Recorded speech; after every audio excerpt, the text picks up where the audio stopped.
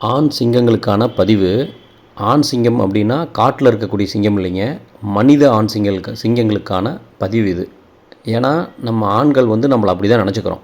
ஆண் அப்படின்னாலே அவன் கெத்து, அவன் ரொம்ப கௌரவமாக வாழ்வான், மதிப்பு மரியாதையை உருவாக்குவான், ஆண் ரொம்ப சுதந்திரமானவன், அவன் எந்த வேலையிலும் ஈடுபட தேவையில்லை, பணம் கை நிறைய சம்பாரிச்சிட்டா போதும், அவன் தான் திமிராகவும் தான் கெத்தாகவும் வாழ்ந்துக்கலாம், இந்த சொசைட்டியில் நமக்கு மரியாதை மதிப்பு வேணும் அப்படின்னா கை நிறைய பணம் இருக்கணும், ரொம்ப தெனாவெட்டாக கெத்தாக இருக்கணும், கெத்தாக இருந்தோம்னா 4 பேர் நம்மளை மதிப்பான் அப்படின்னு நம்ம நம்பி ஏமாந்துட்டுருக்குறோம். இதுக்கு பேர் தான் ஆண் சிங்கமாக ஒவ்வொருத்தரும் தன்னை எண்ணிட்டு ஏமாற்றிட்டு இருக்கிறோம். இவங்களாம் ஆண் சிங்கமானு கேட்டால் இவங்களாம் ஆண் அசிங்கங்கள். ஆண் சிங்கம் யார் அப்படின்னா, முதல்ல ஆண் சிங்கமாக எண்ணிட்டு இருக்கவங்களுடைய வாழ்க்கை எப்படி இருக்குன்னு தெரிஞ்சுக்கலாம். அப்புறம் உண்மையான ஆண் சிங்கம் யாருன்னு சொல்கிறோம். ஆண் சிங்கம் என்பது காட்டில் பார்த்திங்கன்னா ஆண் சிங்கம் வேட்டையாடாது, பெண் கஷ்டப்பட்டு வேட்டையாடிட்டு வரும். அந்த வேட்டையாடின அந்த உணவை இந்த ஆண் சிங்கம் போய் உட்காந்து சாப்பிட்டு படுத்து தூங்கிடும். இனப்பெருக்கம் செய்யும், சாப்பிடும், தூங்கிடும், எல்லையை பாதுகாக்கும். இவ்வளோ தான் விலங்கு சிங்கக்கான வேலை. இப்போ மனித சிங்கம் நம்ம என்ன பண்ணுறோம் அப்படின்னா, நம்மளும் இங்கே ஆப்போசிட்டு. அங்கே பெண் உழைக்குது, வேட்டையாடுது, உணவு மெட்டியாக உட்காந்து சாப்பிட்றது ஆண் சிங்கம். இங்கே காட்டில் அந்த சிங்கத்துக்கு அந்த பிரச்சனை.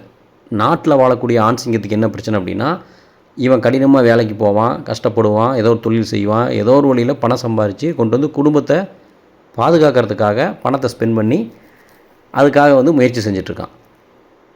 இதில் பணத்தை சம்பாதிக்கிறதுக்காக போன இந்த ஆண் சிங்கம் வெறும் தொழில் மீது மட்டும், வெளி உலகத்து மீது மட்டுமே கவனத்தை வச்சு தன்னை இழந்துருச்சுன்னு சொன்னால் உங்களால் நம்ப முடியுமா? அதுதான் உண்மை. ஒவ்வொரு ஆண்களும் பணம் சம்பாதிக்கிறதுக்காக நீங்கள் என்ன பண்ணுறீங்க அப்படின்னா, குடும்பத்திலேயே துளி கூட கவனம் இல்லை.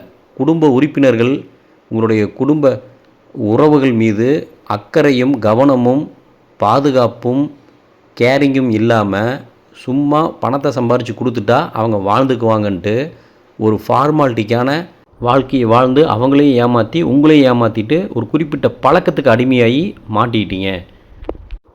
பணம் சம்பாரித்து கொடுத்துட்டா குடும்பத்துக்கு போதுமா?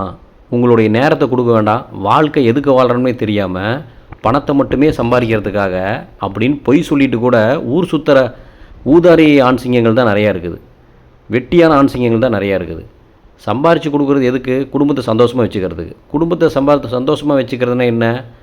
படத்துக்கு கூட்டிகிட்டு போகிறது, அல்லது கோயிலுக்கு கூட்டிகிட்டு போகிறது, இல்லை வெளியில் எங்கேயாவது ஒரு ஷாப்பிங் கூப்பிட்டு போகிறது, இல்லை கூட போகாமல் அவங்கள்ட்ட காசு கொடுத்து விட்டா இதெல்லாமே அவங்களே பண்ணிக்குவாங்கன்னு நினச்சிக்கிறது. இதெல்லாம் பார்த்திங்கன்னா அவங்களுக்கு கூட நம்ம டைம் ஸ்பெண்ட் பண்ணுறதாக அர்த்தமா?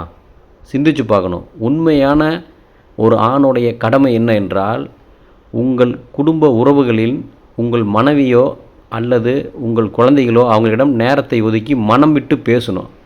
என்றைக்காவது குடும்பத்தில் இருக்க லைஃப் பார்ட்னர்கிட்ட மனசு விட்டு உங்களுக்கு என்ன பிரச்சனை, கரெக்டாக நம்ம லைஃப் போயிட்டுருக்கா, நம்ம குடும்பத்தை ரன் பண்ணுற விதம் கரெக்டாக இருக்கா, இதில் எங்கேயாவது தவறு இருந்தால் என் மேலே ஏதாவது தவறு இருக்கான்னு சொல்லிவிட்டு உங்களுடைய பிடிவாதமான அடமெண்ட்டான ஈகோவை இறக்கி வைக்காமல் வெறும் அகங்கார உணர்வோடு குடும்பத்தை வழி நடத்தும் போது அந்த பெண்மையும் நீங்கள் மதிக்கிறது இல்லை, உங்களையும் நீங்கள் இழந்துடுறீங்க. உங்களையே நீங்கள் ஆரோக்கியமாக வச்சுக்கிற அக்கறை இல்லாமல் இந்த உலக வாழ்க்கையில் போய் நீங்கள் மாற்றுறனால குடும்பமும் மிகப்பெரிய பாதிப்புக்கு ஏற்படுது. நீங்களும் மிகப்பெரிய தவறான பாதையில் பயணித்துட்டு இருக்கிறீங்க. இப்போ பிரச்சனை எங்கே இருக்குது அப்படின்னா, பணம் சம்பாரிச்சிட்டா போதாதுங்க, குடும்பத்துக்கு கூட நேரத்தை ஒதுக்கணும்.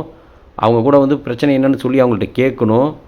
ஒரு பெண் உங்களுக்காக வெயிட் பண்ணிகிட்டு இருக்குது அப்படின்னா, அந்த பெண் என்ன உங்களுக்காக சமைச்சு போடுறது, துணி துவைக்கிறது, உங்களுக்கு எடுபடி வேலை செய்கிறதுக்கு தான் மனைவியா? உங்களுக்கு துணைவின்னு ஏன் கொடுத்தாங்க அப்படின்னா, அந்த பெண்ணை மதிக்கணும், நேசிக்கணும், கண்ணியமாக வழி நடத்தணும். அந்த பெண்ணோட உணர்வுகளை மதித்து மனசை புரிஞ்சுக்கிட்டு நீங்கள் கரெக்டாக சந்தோஷமாக இருக்கியாம்மா, உன்னுடைய தேவைகள் என்னன்னு சொல்லி எந்த ஒரு கேள்வியுமே கேட்க நேரமும் மனமும் இல்லாத ஒரு ஆண் சிங்கமா அசிங்கமா என்று சிந்திக்க வேண்டும். கண்ட நேரத்துக்கு வீட்டுக்கு வர்றது, கரெக்ட் டைமுக்கு பார்த்திங்கன்னா அவங்களுடைய தேவையை சந்திக்கிறது இல்லை, அவங்களுடைய பிரச்சனை என்னன்னே தெரியாமல் பணத்தை சம்பாரித்து கொடுத்துட்டா நீங்கள் என்ன வேணால் பண்ணிக்கலாமா? இதுதான் ஆண் சிங்கங்களோட வேலையா? சற்று சிந்திங்க ஆண் சிங்கங்களே. ஒவ்வொருத்தரும் நம்ம நிறையா தவறுகள் பண்ணிகிட்டு இருக்கிறோம். குடும்பத்தில் இருக்கக்கூடிய ஆண்கள் உங்கள் பார்ட்னருக்கு என்ன பிரச்சனைன்னு முதல்ல கேட்டு உணர்ந்து புரிஞ்சுக்க, அவங்க மனசை புரிஞ்சுக்க பாருங்கள். அவங்க உலகத்துக்குள்ளே பல சிக்கல்கள் இருக்குது. இது ஏன் இவ்வளோ தூரம் பேசுகிறேன் அப்படின்னா, நம்மளுடைய பயிற்சி வகுப்பில் கலந்துக்கிட்ட ஆண்களும் பெண்களும் அவங்களுடைய அதிகப்படியான பிரச்சனை பார்த்திங்கன்னா தன்னுடைய பார்ட்னரை வச்சு தான் அதிகமாக சொல்கிறாங்க. அதனால தான் நிறையா பெண்களுக்கான பிரச்சனையே பொதுவாகவே இதுதான் அதிகமாக இருக்குது. அவர் வந்து கேர் பண்ண மாட்டேங்கிறாரு, கரெக்டான நம்ம சொல்கிறத கேட்க மாட்டேங்கிறாரு, அன்டைமில் வந்து தூங்குறாரு, தண்ணி போடுறாரு அப்படின்னு தன்னை அழிச்சிக்கிறனால உங்களை சார்ந்தவங்களும் மிகப்பெரிய மன உளைச்சலுக்கு ஆகிட்டுருக்காங்க. நீங்கள் தண்ணி போட்டு உடல் ஆரோக்கியத்து மீதும் மன தெளிவு மீதும் அக்கறை இல்லாமல் வாழ்கிறனால பாதிக்கப்படுறது யார் அப்படின்னா உங்கள் குடும்பம் தான் பாதிக்கப்படுது. ஏதோ சம்பாரிச்சிட்டோம், வாழ்ந்துட்டோம், சாப்பிட்டோம், ஒரு நாள் சாவு வரும்போது செத்துறலாங்கிறது இல்லை வாழ்க்கை. விலங்குகள் வாழுது, சாகுது, இனப்பெருக்கம் பண்ணுதுன்னா நம்மளும் அப்படி பண்ணுறதுக்காக நம்ம பிறக்கல. மனிதன் வந்து ரொம்ப அபூர்வமான பிறவி அப்படின்னு எல்லாத்துக்குமே தெரியும். நம்மளால தான் இந்த உலகத்தில் பல கேள்விகளை கேட்டு சிந்திக்க முடியும், சிரிக்க முடியும், சந்தோஷமாக இருக்கவே முடியும். சந்தோஷம் அப்படிங்கிற அந்த உணர்வே மனிதனுக்கு உணர்ந்து கொள்ளக்கூடிய ஒரு வாய்ப்பு நமக்கு தான் இருக்குது. அப்படி இருக்கிற மனிதர்கள் நம்ம சிரிக்கவும் தவறிட்டோம், சிந்திக்கவும் தவறிட்டோம். கூட இருக்கிற பார்ட்னரை வந்து மதித்து புரிஞ்சிக்காமல் நீங்கள் என்ன தான் பணத்தை கொடுத்தாலும் அதெல்லாம் வந்து அவங்களுக்கு போதுமானதாக இருக்காதுங்க.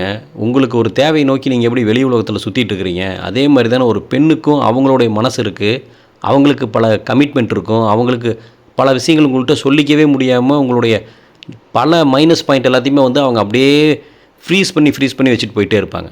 அதை அடக்கி அது மிகப்பெரிய ஒரு டிப்ரெஷனாக மன உளைச்சலாக அவங்களுக்குள்ளே ஏற்பட்டு அது அவங்களுடைய வாழ்க்கையவே அவங்களுடைய உடல் ஆரோக்கியத்தையே பாதிக்கும். அப்போ ஆணுடைய நடவடிக்கை ஒரு கூட இருக்கக்கூடிய பார்ட்னரை பாதிக்கிற அளவுக்கு இருக்கக்கூடாது. அட்லீஸ்ட் அவங்களை கொஞ்சம் கன்சிடர் பண்ணி அவங்க கூட கொஞ்சம் நேரத்தை ஒதுக்கி அவங்க கூட மனசு விட்டு பேசி நம்ம வாழ்க்கை லவ் பண்ணுறது, நம்ம லிவிங் பண்ணுறது, நம்ம குடும்பம் நடத்துகிற விதம் இதெல்லாம் சரியாக இருக்கான்னு மனசு விட்டு பேசி அவங்க கூட கனெக்ட் ஆகிறதுக்கு பாருங்கள். குடும்பம்னா என்ன அப்படின்னா குடு ப்ளஸ் இன்பம். ஆணோ பெண்ணோ ஒருவருக்கொருவர் விட்டு கொடுத்து இன்பத்தை கொடுத்து கொள்வது தான் உண்மையான குடும்பம். அதே மாதிரி மனம் அப்படின்னா என்னென்னா ஆண்பாலை குறிப்பது, மனம் அப்படின்னா உங்களுடைய மனதளவில் ஒற்றுமையாக இருப்பது. இப்படி ஒவ்வொருத்தரும் உங்களுடைய மனதளவில் மனசை விட்டு பேசி ஒற்றுமையாக இருக்கிறதுக்கான நேரத்தை ஒதுக்கி கொள்வது தான் உண்மையான திருமணமே தவிர இனப்பெருக்கம் செய்வதற்காக நம்மளுடைய காமதாகத்தை போக்கிக் கொள்வதற்காக மட்டுமே ஒரு பெண்ணையோ பெண் ஆணையோ பயன்படுத்தி கொள்வது உண்மையான திருமணம் அல்ல. நம்ம இனப்பெருக்கம் செய்கிறது மட்டும் நம்ம நோக்கம் இல்லை.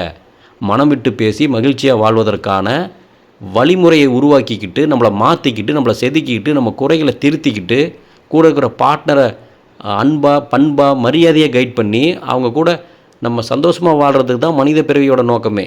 அது புரியாமல் ஏதோ நம்ம குழந்தைங்களை பெற்றோம், படிக்க வச்சோம், நம்ம சந்ததியை வளர்த்தி விட்டுட்டு நம்ம இறந்துடுறோம் அப்படிங்கிற மாதிரி தவறான ஒரு வாழ்க்கையில் வாழ்ந்துட்டுருக்குறோம். அப்போ உண்மையான ஆண் சிங்கம் யார் என்றால் தனது லைஃப் பார்ட்னரை மதிக்கணும், ஒரு பெண்மையை ஃபஸ்ட்டு மதிக்கணும், அவங்களுடைய உணர்வுகளை புரிஞ்சுக்கணும், அவங்களுடைய மனத்தை புரிஞ்சுக்கிட்டு அவங்கள்ட்ட மனசு விட்டு பேசணும். இதுக்கெல்லாம் நேரம் ஒதுக்கி வாழ்கிறவன் தான் உண்மையான ஆண் சிங்கம். இது எதுக்குமே நேரம் ஒதுக்காமல் தனக்கு என்ன தோணுதோ சுயநலமாக வாழ்ந்துட்டு அவங்க யாரோ எப்படி இருந்தேன்னா அவங்களுக்கு சாப்பாட்டுக்கு காசு, வீட்டு வாடகை, இல்லை கமிட்மெண்ட்டு, எனி கமிட்மெண்ட்டை சால்வ் பண்ணிட்டா பணத்தினால கொடுத்துட்டா எல்லாம் தீர்ந்துருமானா அப்படிப்பட்ட ஆண் சிங்கமே கிடையாது. அது அசிங்கமான ஆண். புரிஞ்சுக்குங்க. குடும்பத்தோட நேரத்தை ஒதுக்குங்க.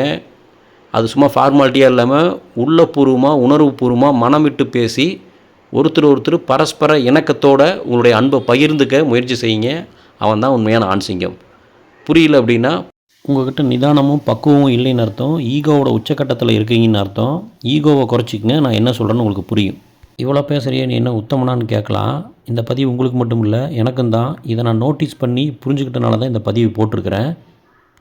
தவறு செய்யாத மனிதர்களே இல்லை, அந்த தவறை திருத்தி கொள்ளாதவன் மனிதனே இல்லை அப்படிங்கிற பழமொழி ரொம்ப அழகான பழமொழி. அந்த பழமொழியை கேட்டு நம்ம திருந்தலை அப்படின்னா நம்ம உண்மையாலுமே நம்ம மனிதர்கள் இல்லை தான். புரிஞ்சிருக்குன்னு நினைக்கிறேன். நன்றி. ஒரு நிமிஷம், இன்னொரு முக்கியமான விஷயத்தை சொல்ல மறந்துட்டேன். அடுத்த பதிவில் பெண்கள் மட்டும் நல்லவங்களா, பெண்கள்னால் ஆண்கள் எவ்வளோ பாதிக்கப்படுறாங்க தெரியுங்களான்னு உங்கள் மைண்ட் வாய்ஸில் யாராவது ஒருத்தருக்கு இருக்கும். அதுக்காகவே அடுத்த பதிவில் ஒரு பெண் சிங்கம் ஒரு ஆண் சிங்கத்தை எவ்வளவு தொல்லை செய்கிறது என்பதை பற்றி பெண்களுடைய உலகத்தை பற்றி ஒரு வீடியோ பதிவு போடுறேன். நன்றி.